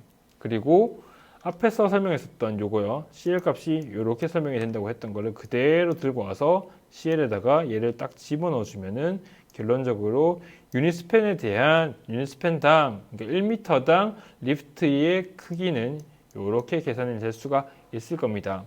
보면은 R 날라가고요, V 인피니티 날라가고, E 날라가고, 결론적으로 로 V 감마만 남는 상황이 될 거예요. 그래서 여기 딱 봤을 때 리프트 단위 스팬 길이당 리프트는 로 V는 어차피 우리가 유니폼 플로우에 대해서 그냥 정해지는 값이고, 감마에 대한 변수가 되더라, 감마에 대한 함수라고 봅시다. 감마에 대한 함수가 되더라 라는 조건까지, 이 정도의 수식까지 전개가 되었습니다. 그리고 뒤에서 조금 더 그 자세하게 설명하겠지만 요 수식 L은 로 V 감마, 요 수식은 그 항공역학에서 굉장히 유명한 쿠타-주코프스키 시어렘, 요 KI고요. 쿠타-주코프스키 시어렘이라는 굉장히 유명한 수식으로 정의가 됩니다. 쿠타라는 사람이랑 주코프스키라는 사람이 내가 알기로는 각각 그 유동 현상을 설명하려고 했던 것 같은데, 그런 유동 현상을 설명하면서 리프트라는 값은 감마값, 그 볼텍스 스트렝스에 해당하는 요 감마값, 서큘레이션 값에 따라서 서큘레이션 값을 이용해서 계산할 수가 있구나라는 것을 도출한 겁니다. 이렇게 수식으로요. 그래서 그 두 사람의 어떤 공을 기려가지고 쿠타-주코프스키 시어렘이라고 부르는 그 쿠타-주코프스키 시어렘에서 도출한 수식이 이렇게 생긴 수식입니다. 로 V 감마라는 수식이고, 앞으로 이 수식은 되게 많이 보게 될 거예요. L은 로 V 감마, L은 로 V 감마. 그래서 지금 당장 외우거나 할 필요는 없지만 향후에 계속적으로 쓰일 만한 수식이라는 것을 염두에 줬으면 합니다. 지금부터는 조금 뭐랄까 내용을 조금 쉽게 그냥 그림 같은 걸로 보여주려고 하는데 지금까지 막 이퀘이션 도출하고 막 되게 복잡했잖아요. 그래서 그런 것들은 지금은 있고 이런 그림을 보면서 조금 설명하도록 합시다. 아까부터 계속 얘기를 하지만 우리는 포텐셜 플로우, 인피시드, 인컴프레서블 그리고 일로테이셔널 플로우에 대해서 고려를 하고 있습니다. 그렇죠? 그러다 보니까 굉장히 어떤 형상 주위에서의 유동이 굉장히 단순한 그런 유동을 가지고 있게 되는데 실제로 그 저거 하지 않는 리프트가 발생하지 않는 서큘러 실린더 주위에서 유동은 이런 식으로 발생을 해요. 지금 유동이 이렇게 들어오고 있고요. 그리고 이렇게 표면을 타고 쭉 올라가다가 여기쯤에서부터 어떤 박리, 세퍼레이션이 발생해서 이렇게 그리고 이렇게 돌아가는 어떤 유동들이 계속 발생하게 됩니다. 근데 그 다행스럽게도 요 선을 기준으로 위아래가 어떤 시메트릭한 그 유동 박리가 발생하기 때문에 이런 현상이 발생하기 때문에 다행스럽게 위아래 압력 차이가 거의 0에 가깝고 그래서 논리프팅 서큘러 실린더 주위에서의 논리프팅 플로우가 물리적으로도 이렇게 발생할 수는 있더라라는 것을 보여주는 사진이고요. 논리프팅 플로우이긴 하지만 이 뒤에 이런 세퍼레이션에 대한 아니면은 뭐 웨이크 후류라고 부르는 이러한 유동이 복잡한 그 유동이 발생하기 때문에 무조건 드래그는 0보다 클 거고 얘네들이 설사 없다고 하더라도 비스커스 플로우에 의해서 무조건 드래그는 0보다 클 겁니다. 그래서 이상적으로는 이렇게 생긴 어떤 스트림라인을 그릴 수가 있고 얘의 드래그는 0이라고 표현을 하지만 실제의 물리적인 현상에 대해서는 굉장히 복잡한 스트림라인을 그리고 얘의 드래그가 0보다 큰 어떤 상황이 되는 겁니다. 그래서 이상과 현실의 갭이랄까요? 그런 것이 눈으로 이렇게 보여지고 있는 것이죠. 그리고 아까 얘기했었던 내가 지금 지금 설명하는 거지만 안에다가 볼텍스를 이렇게 두는 거는 마치 이 서큘러 실린더의 표면이 요렇게 요 방향으로 회전하는 거라고 보면 돼요. 그래서 계속 쭉 회전을 하면요. 그러니까 요거는요. 얘도 그렇고 지금 이 서큘러 실린더의 표면이 회전하지 않고 그냥 가만히 있는 거거든요. 그러다 보니까 위아래의 그 유동 현상이 동일하게 된 건데 얘 같은 경우에는 어떻게 만드냐? 얘같이 어떤 그 리프트가 발생하는 유동을 어떻게 만드냐고 하면은 이 서큘러 실린더의 표면을 자전시켜요. 이렇게 그 자리에서 그냥 계속 쭉 자전을 시켜요. 그래서 일정한 어떤 자전 속도를 가지게 되면은 유동이 요렇게 아래 위로 똑같은 유동이 이런 식으로 위로 크게 굽이쳐 흐르는 유동으로 바뀌게 됩니다. 여기서 이렇게 가는 거는 이 서큘러 실린더의 회전 속도를 더 높이면은 이렇게 더 크게 굽이쳐 흐르게 되는 것이고 서큘러 실린더의 회전 속도가 빠르다는 것은 그만큼 이 볼텍스 안쪽에 있는 볼텍스의 강도가 세다는 것으로 이해할 수가 있겠죠. 그래서 여기서의 감마값보다 여기서의 감마값이 더 클 거고 그것을 아까 봤던 요걸로 비교할 수도 있습니다. 요게 감마값이 더 크기 때문에 스태그네이션 포인트가 여기서 이렇게 아래로 내려왔잖아요. 그리고 아까 얘기했던 것처럼 이 서큘러 실린더의 그 표면이 회전하는 것과 볼텍스의 강도는 직결되어 있기 때문에 볼텍스 강도가 크다 또는 서큘러 실린더의 서피스가 빨리 회전하면 회전할수록 더 굽이쳐 흐르는 유동이 발생하게 되고 스태그네이션 포인트도 표면에서 떨어져 나와서 이렇게 공간에 단순히 플로 필드 내에 위치하게 됩니다. 그거 볼 수 있는 사진이 요거죠. 요거는 지금 명확하게 스태그네이션 포인트가 어디인지는 안 밝혀져 있지만 뭐 대략적으로 한 요 정도 될 것 같네요. 그래서 요렇게 크게 굽이쳐 흐르는 유동이 발생하게 되고 얘는 상대적으로 한 요 정도 되는 위치에다가 스태그네이션 포인트를 가지게 될 것 같습니다. 그런데 얘는요, 앞쪽에서 들어오는 유동에 대해서는 여기가 스태그네이션 포인트처럼 보이잖아요.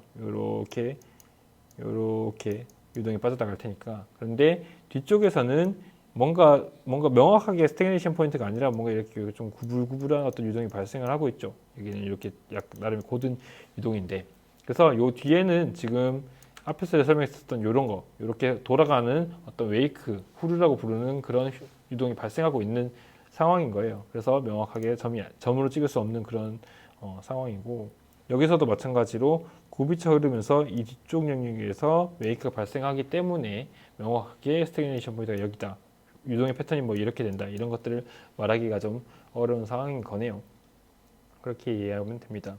그러니까 얘랑 어떤 뭐 스태그네이션 포인트의 위치라든지 이런 것들은 크게 다르진 않는데, 얘는 깔끔하게 들어왔다가 깔끔하게 나가는 반면에 얘는 깔끔하게는 들어왔는데 나갈 때 되게 복잡한 유동으로 빠져나가죠.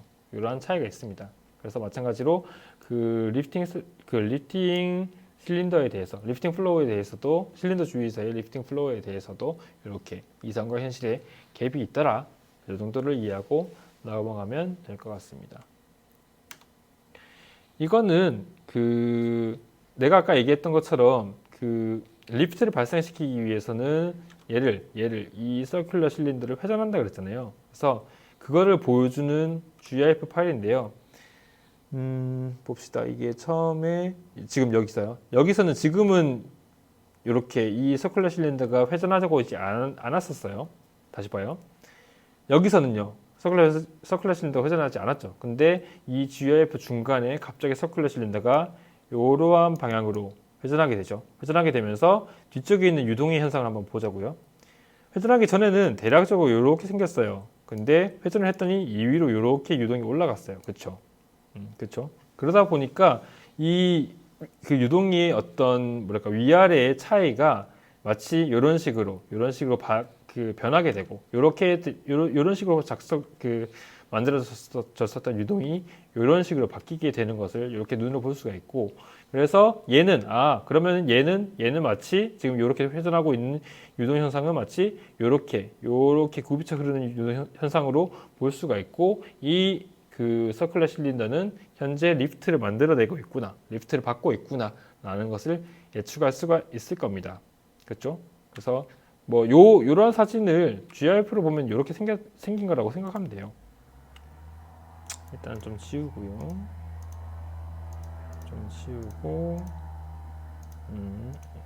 지우고요. 그래서 얘가 회전을 함에 있어서 유동이, 외부 유동이 이렇게 바뀌고, 이 서큘러 실린더의 힘이 서큘러 실린더의 리프트가 이렇게 작용하게 되는 것을 눈으로 보여주는 겁니다. 이런 현상이 있죠. 그러니까 서큘러 실린더가 회전하지 않을 때는 뭐 딱히 무슨 이펙트 이렇게 표현하지 않는데, 서큘러 실린더가 회전함에 있어서 양력이 발생하고 그 뒤에 어떤 유동이 이렇게 한쪽으로 쏠리는 이런 현상을 마그너스 이펙트, 매그너스 이펙트, 마그누스 이펙트, 뭐 여러 가지로 표현할 수 있지만 어쨌건 매그너스 이펙트라고 부릅니다.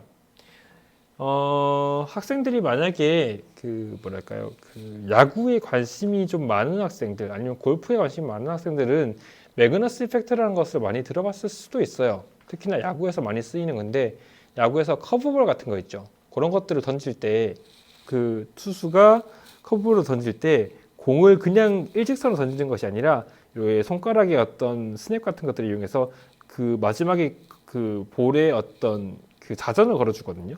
예, 그렇게 함으로 인해서 볼이 그냥 포물선을 그리면서 날아가는 게 아니라 특정한 어떤 위치에서 이렇게 위쪽으로 올라가거나 아니면 옆으로 꺾거나 이렇게 하는 것들을 아마 야구 또는 골프를 배우거나 관심 있는 학생들 같은 경우는 알 거예요. 그렇게 되는 현상을 매그너스 이펙트라고 우리는 부릅니다.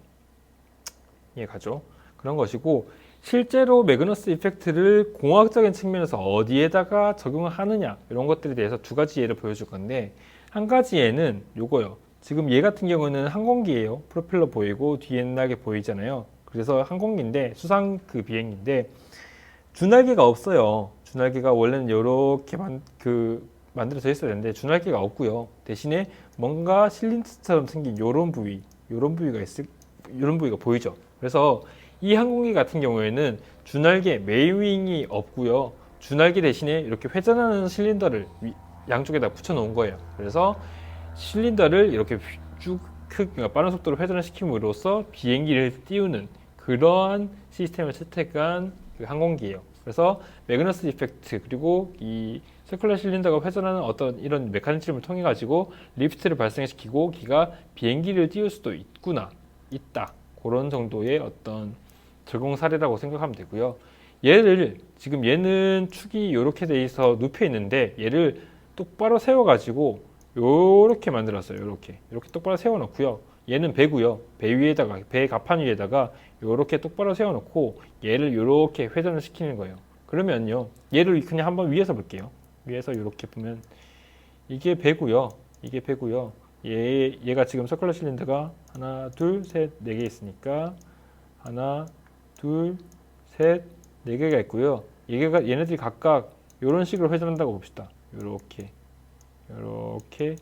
회전하고 있다고 보자고요. 그러면은 얘가 이렇게 요 방향으로 회전함으로 인해서 리프트가 어떻게 발생하냐?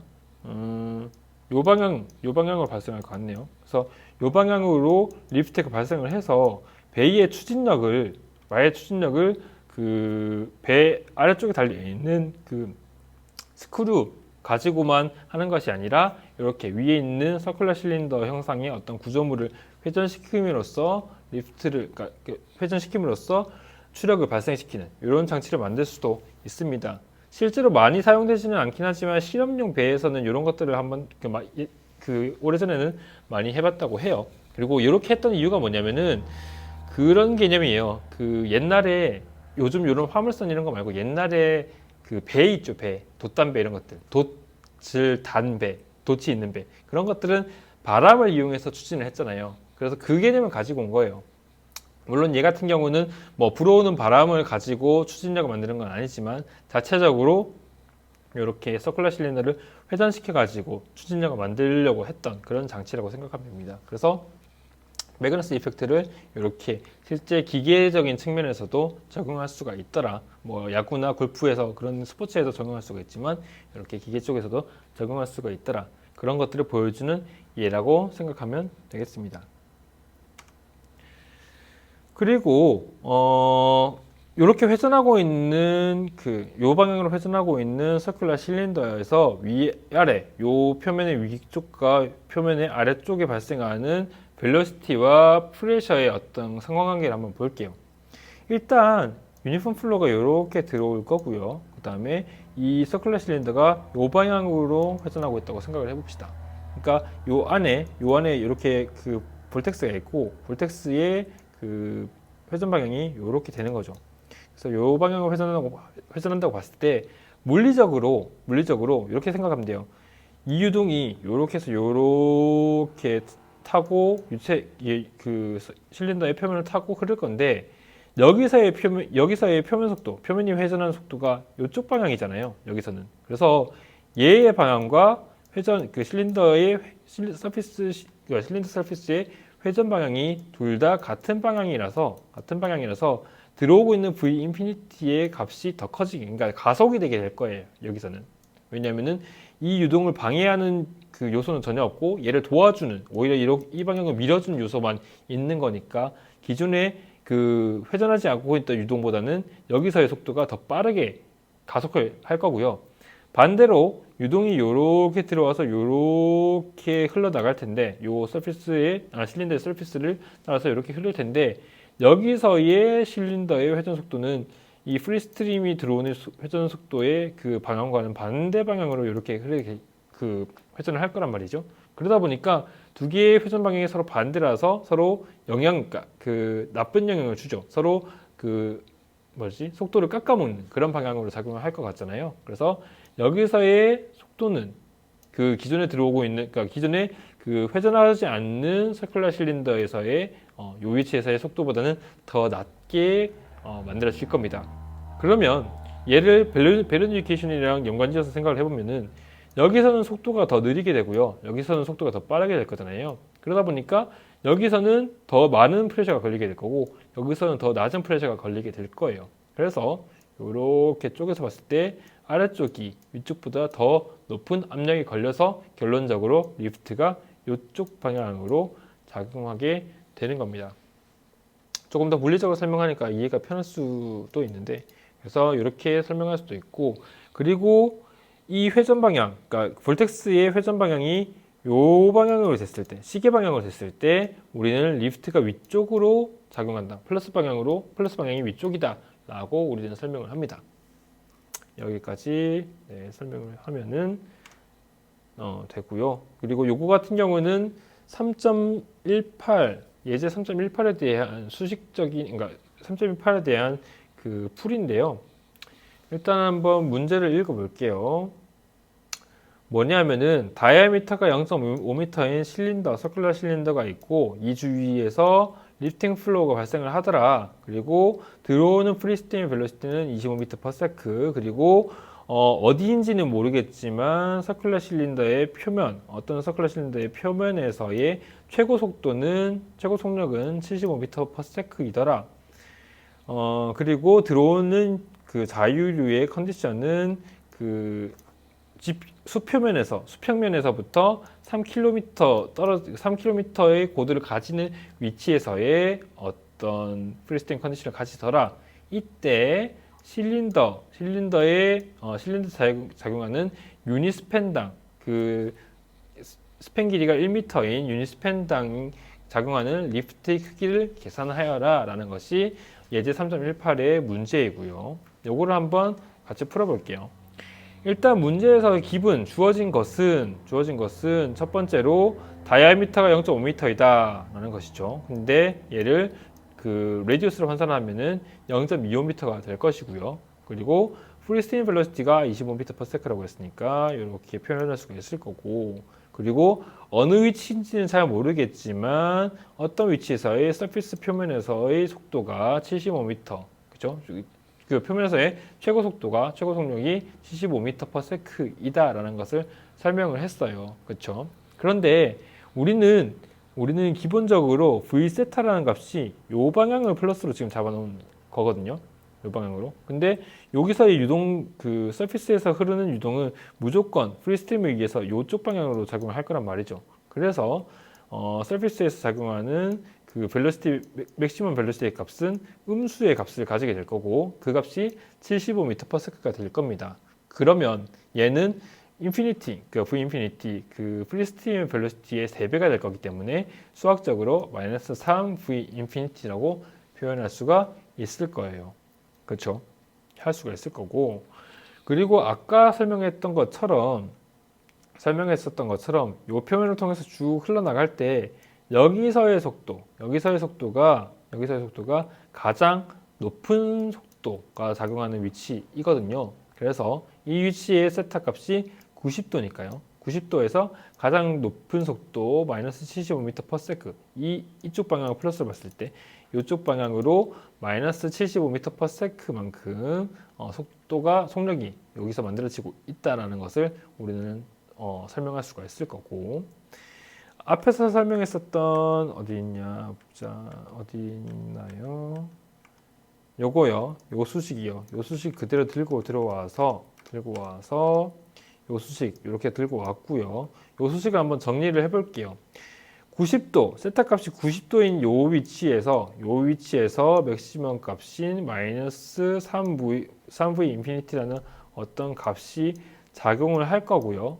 그 다음에 세타 값에 90도를 넣으면은 1이 되기 때문에 그냥 날아가서 이렇게 마이너스 2v 인피니티가 될 거고, 뒤에 텀은 그대로 들고 들어왔습니다. 그리고 얘를 딱 감마 값에 대해서 딱 정리를 했더니 이런 식으로 표현이 되더래요. 그렇죠? 요거 2개 더하면은 요거 1로 넘기고 얘를 1로 넘기면은 감마에 대한 그 왼쪽 텀은 감마에 대한 텀, 오른쪽은 그 나머지 텀이 될 거고, 아래에 있는 2파이r을 양쪽에 곱해줘 가지고 결론적으로 감마는 이런 수식이 될 거고요. 그리고 유닛 스팬당 그 작용하는 리프트를 우리는 아까 로 v 감마, 그 쿠타스코프스키 시어럼이라서 L은 로 v 감마로 표현할 수가 있다고 했죠. 그리고 감마 값을 우리는 이렇게 계산을 했기 때문에 얘를 그대로 이렇게 들고 들어와서 이렇게 정리를 할 수가 있을 거고, 로 v 파이 r 값에다가 적절한 값을 집어넣어 주면은 결론적으로 이런 값이 도출됩니다. 그리고 지금 내가 설명을 안 했는데 로우 인피니티, V 인피니티 값은 25m/s로 지금 주어져 있고, 로우 인피니티는 여기서 설명했던 게 뭐였냐면 30km의 고도 위에서의 프리스팀 컨디션을 가진다고 했으니까, 요거는 어펜디스를 찾아보면 나와요. 그래서 3km에서의 로우 값은 요렇게 된답니다. 그래서 요거 값을 여기다 집어넣어주면 최종적으로 892.7N/m. 왜냐하면은 우리는 유닛스팬당의 리프트, 유닛스팬당 포스에 대한 값을 계산하기 때문에 N/m라는 단위를 가지게 되는 거죠. 이렇게 풀면 됩니다. 이게 상대적으로 간단한 문제이기도 하고, 그 쿠다츠코프스키 CRM을 어떻게 적용할 수 있는지, 수학적으로 어떻게 적용할 수 있는지 이런 것들을 좀 볼 수 있는 예제인 것 같아서 내가 설명을 했습니다.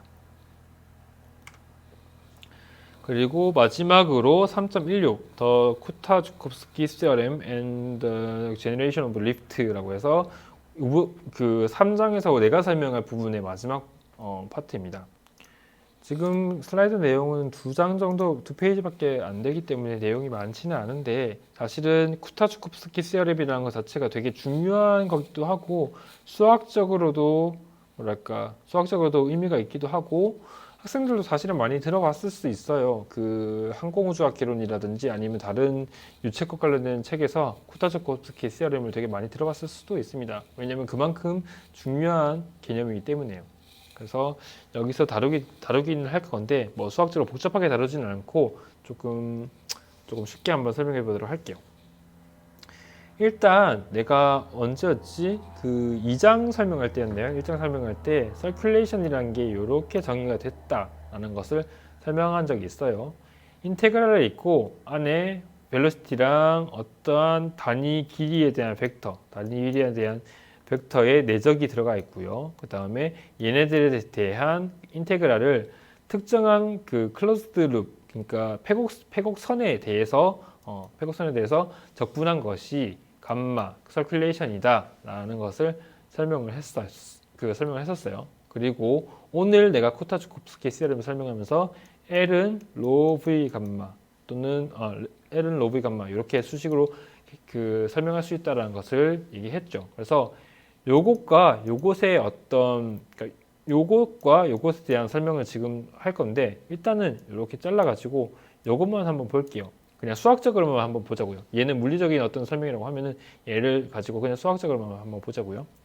그래서 만약에 그 내가 아까 얘기했다시피 이 인테그랄은 어떠한 패곡선 A라는 패곡선을 따라서 인테그랄이 진행되는 것이기 때문에 내가 플로우 필드 내에서 에어포일을 감싸고 있는 요러한 라인을 가지고 패곡선을 하나 만들었다고 생각을 해봅시다. 그렇게 했을 때 요 지점에서 가지고 있는 어떤 벨로시티 벡터, 그리고 얘에서의 그 ds 벡터가 이렇게 표현이 될 거고, 여기서의 벨로시티 벡터, ds 벡터가 이렇게 표현이 될 거고요. 그래서 이런 것들을 예를 들면 뭐 왼쪽 보통은 그냥 카운터 클락와이즈 단식의 방향을 이렇게 인테그랄하는 것이 보통이기 때문에 여기서부터 쭉 각각의 점이 갖고 있는 벨로시티 벡터와 ds 벡터의 내적을 쭉 더하면 딱 요 수식이 될 겁니다. 그리고 이 수식이 서큘레이션이라고 우리는 정의를 했죠. 그렇죠? 그렇게 해서 요 A라는 요 라인을 따라 쭉 요렇게 인테그레이션을 수행을 해 보자고요. 그러면 요 패곡선 안에 요렇게 에어포일이 들어있죠. 그리고 이 에어포일은 뭐 앵글 오브 어택을 가지고 있기도 하고 그 시메트릭 에어포일이 아니기 때문에 무조건 리프트가 이렇게 작용을 하게 될 겁니다. 그렇죠? 작용을 할 거고요. 그리고 이 리프트는 우리가 만약에 앞에서 봤었던 요런 거, 그 서큘러 실린더의 개념처럼 요 쿠타주코프스키 시어렘을 만약에 가지고 올 수 있다면, 그 개념을 들고 올 수 있다고 하면은 이 에어포일이 만들어내는 이 리프트도 어떤 감마랑 연관이 되어 있을 겁니다. 근데 앞에서는 그 형상 자체가 서큘러 실린더, 원형 실린더의 형상이었고 지금은 에어포일로 바뀐 것일 뿐이에요. 근데 지금은 크게 신경 쓰지 말고, 어쨌든 그 그 서큘러 실린더 주위에서 흐르는 리프팅 플로우랑 마찬가지로 이 에어포일이 만들어내는 L 리프트의 값을 쿠타츠코프스키 시어렘으로 표현할 수가 있다고 하면은 얘를 감마값으로 치환할 수가 있겠죠. 그러니까 요 수식을 이용해서. 그러면은 여기 마치 이 에어포일의 어떤 특정 위치에 요렇게 볼텍스가 위치해 있다라고 우리가 예상할 수가, 그러니까 우리가 예상이라고 하는 것이다. 우리가 감안할 수가 있죠. 이렇게 볼 수도 있겠죠.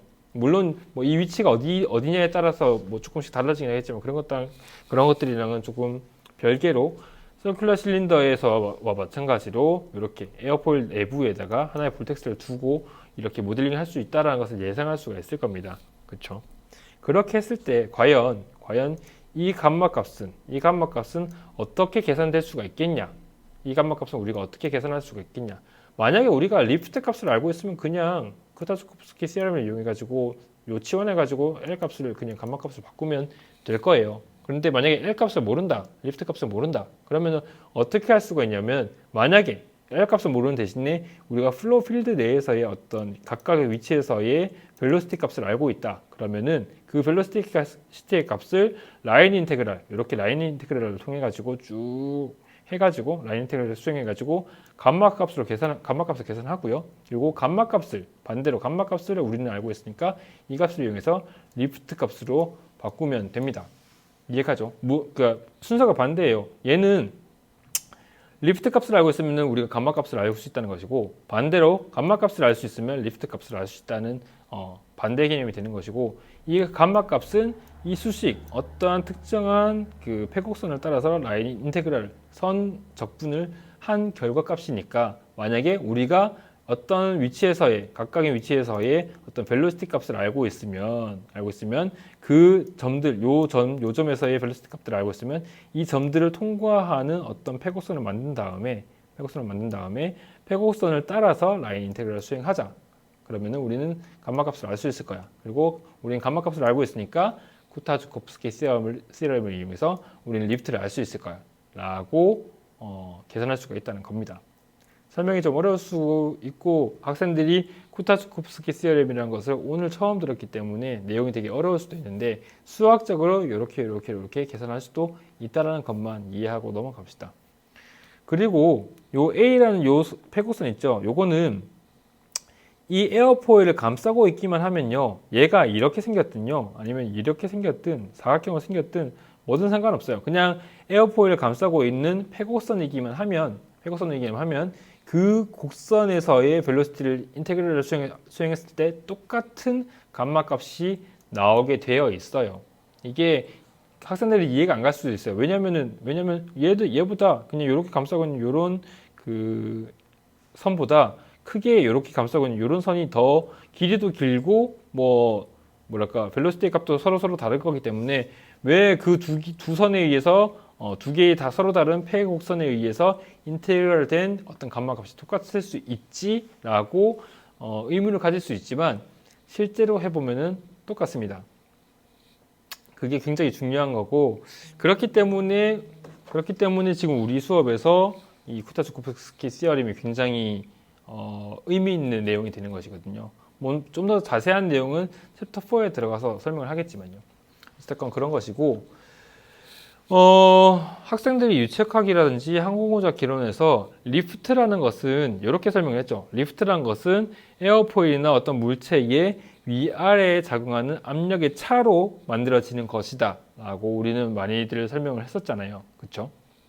그런데 이렇게 설명할 수도 있고요. 지금 우리 항공역학에서는 이 쿠타츠코프스키 시어렘을 이렇게 정의를 해놨기 때문에 발생하는 리프트를 우리는 어떻게 볼 수도 있냐면은, 마치 에어포일이 만들어내는 에어포일 내부에 위치해 있는 어떠한 하나의 그런 포인트 볼텍스가 있는데, 이 포인트 볼텍스가 이렇게 회전을 하면서 리프트를 만들 수 있다 라고도 설명할 수가 있다는 거예요.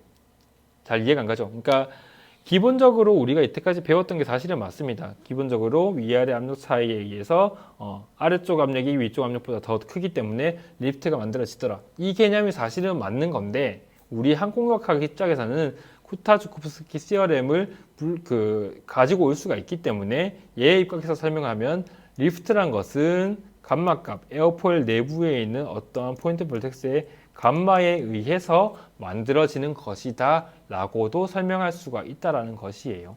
그렇죠? 이렇게 설명할 수 있다는 것이고요. 지금 내가 여기다 얼터너티브 웨이라고 설명을 해놨는데, 왜냐면은 기본적으로는 우리는 프레셔의 압력 차이를 가지고 리프트를 만들어낸다는 것으로 알고 있기 때문에, 그게 아니라 또 다른 방식으로 이렇게도 설명할 수 있다라. 그래서 얼터너티브 웨이라고 지금 표현을 해놓은 것이고요. 그런데 어찌됐건 이랬든 저랬든 이거는요 지금 그 쿠타-주코프스키 시어렘을 이용해서 리프트를 설명하는 것은 굉장히 이론적으로 접근하는 방식인 거고, 실제로는 결론적으로는 유체가 만들어내는 위아래 압력 차이에 의해서 리프트가 발생하는 것이 맞습니다. 알겠죠? 그래서 주는 프레셔 디퍼런스에 의한 위아래 프레셔 디퍼런스에 의한 리프트 발생이 원래 정확한 거고, 수학적으로는 이렇게 쿠타-주코프스키 시어렘을 이용해서 표현할 수도 있다 정도로 이해하고 넘어가면 됩니다. 그런데 내가 아까 얘기했다시피 이 쿠타-주코프스키 시어렘이라는 것 자체가 되게 이론적으로 만들어진 시어렘이고 이론적으로 접근하는 방법이라고 얘기했잖아요. 근데 이게 실제 유동에서도 적용이 되더라는 거예요.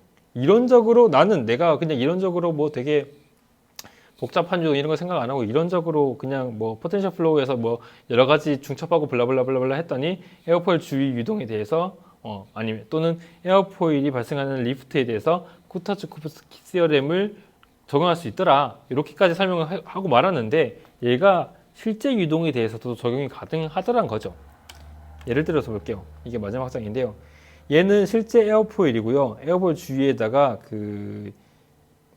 물이나 공기 같은 것들을 흘려보내고 거기에다가 뭐 연기라든지 아니면 파티클, 입자 같은 것들을 뿌려가지고 실제 유동이 어떻게 흘러가는지를 이렇게 보여주는 어떤 실험의 한 장면인데, 아까 얘기했던 것처럼 요거 라인 인테그랄 한번 보자고요. 라인 인테그랄을 에어포일을 감싸고 있는 라인 인테그랄이면 요렇게 흘러가는 어떤 선, 그러니까 요렇게 감싸고 있는 에어포일을 감싸고 있는 패고선이라도 되고, 요렇게 뭐 직사각형 형태로 에어포일을 감싸고 있는 패고선이라도 상관없습니다. 둘 다 똑같은, 이론적으로도 실제로도 그래요. 실제로도 똑같은 감마값이 나오기 때문에 상관없어요. 어쨌건 요러한, 만약에 요 빨간색 선을 따라서 이렇게 라인 인테그랄 수행한 것을 감마값이 그렇게 계산한 감마값을 감마 바운드라고 일단 지정을 해놓고요. 여기서 말하는 바운드라는 것 자체는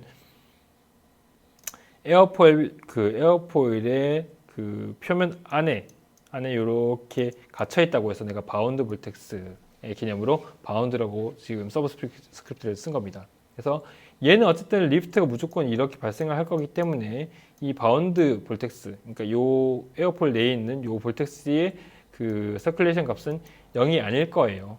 0이 아닐 거고요. 그리고 학생들 항공우주학 개론에서 아마 들었을 것 같은데, 에어포일이 이렇게 있다가 이렇게 앞쪽으로 출발하게 되면은, 리프트가 발생하는 에어포일이 이렇게 출발하게 되면 뒤쪽에다가 이렇게 뒤쪽에 에어포일 뒤쪽에 이렇게 말려 들어가는 어떤 유동이 발생한다는 것을 항공우주학 개론에서 배웠을 거고, 얘를 아마 출발 와류 또는 스타팅 볼텍스, 쉐드 볼텍스 이런 느낌으로 설명을 들었을 거예요. 이게 실제로 물리적인 현상으로도 발생하는 현상이고요. 그래서 에어포일이 이렇게 갔을 때 스타팅 볼텍스가 이렇게 만들어지더라. 근데 이 스타팅 볼텍스의 와류 강도가 이 바운드 볼텍스의 와류 강도와 같다라는 것을 혹시 들은 적이 있는지 모르겠어요. 수학적으로는 이렇게 되거든요. 그래서 이 바운드 볼텍스의 강도, 서큘레이션 값이 감마 바운드일 때 쉐드 볼텍스의 서큘레이션 값은 마이너스 감마 바운드가 됩니다. 그러니까 되게 이해가 안 될 수 있는데 나중에 내가 따로 설명할 수 있는 기회가 있으면 다시 설명을 할게요. 어쨌든 그래서 요렇게 설명할 수가 있고요. 그리고 얘 에어포일 주위를 감싸고 있는 요 패곡선과 마찬가지로 파란색 요 패곡선요. 요 파란색 패곡선. 이 스타팅 볼텍스를 감싸고 있는 파란색 볼텍스 요렇게 선을 그어놓고 요 파란색 선에 대해서 라인 인테그랄에서 쭉 수행을 하면은 딱 요 수식이 딱 나옵니다. 신기하죠? 그리고 최종적으로 요거 이 스타틱 그 에어포일과 스타틱 볼텍스를 둘 다 가지고 있는 요 초록색 라인을 이렇게 그어놓고 백곡선을 그어놓고 초록색 라인을 따라서 라인 인테그랄을 수행해 보면 결국에는 0이 나와요. 이거 되게 뭐랄까요, 수학적으로 이렇게 정의가 됐대요. 근데 요거를 실제 물리적인 현상에 적용해 보니까 실제로 0이 나오더라. 이거 되게 신기하지 않나요? 나는 처음에 이거 내가 학부 시절에 들었을 때 되게 신기했거든요. 물리적인 건 물리적인 거고 이론적인 건 이론적인 건데 이론을 물리에다가 적용했는데 왜 그게 들어맞는 거지? 라는 생각을 그때 되게 신기하게 생각했던 것 같아요. 그래서 학생들이 지금 내가 설명하는 것들이 내용이 어렵거나 아니면은 잘 이해가 안 가서 뭐 신기해 할지 안 할지 모르겠지만 나는 되게 신기했어요. 어쨌건 그래서 바운드 볼텍스와 섀도우 볼텍스를 다 감싸고 있는 요러한 그 선을 긋고 폐곡선을 긋고 라인 인테그랄을 수행하면 명확하게 서큘레이션 값이 0이 나오게 됩니다. 그리고 바운드 볼텍스와 섀도우 볼텍스, 스타팅 볼텍스의 감마 값은 서로 이렇게 반대되는 개념이 되고요. 요거는 사실 뭐 지금 설명할 필요는 없을 것 같긴 한데, 그리고 4장 챕터 4가 어차피 에어포일에 대한 내용이기 때문에 거기서 설명해도 됐을 것 같은데, 이 서큘레이션이라는 것 자체 그리고 라인 인테그랄이라는 것을 설명하다 보니까 이 부분을 지금 설명해도 괜찮겠다 싶어가지고 가지고 온 거고, 내용이 이해가 안 되면 지금 당장 뭐 이해하지 않아도 돼요. 그리고 혹시 항공우주학 개론에서